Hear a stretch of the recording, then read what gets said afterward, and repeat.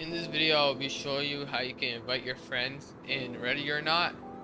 So what you're gonna do, press multiplayer, and then you can either host friends only and or host public. For this video, I'm gonna just do friends only. Okay. Wait for it to load. Okay. Once you're in the game, you can press shift and tab if you're on Steam. Press his friends button.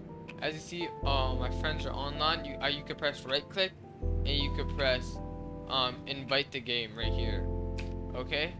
Or another thing you could do, if your friend is the one hosting the server, go back to your desktop, and when they press host a friends only server or host a public server, they will show up right here in the bottom right.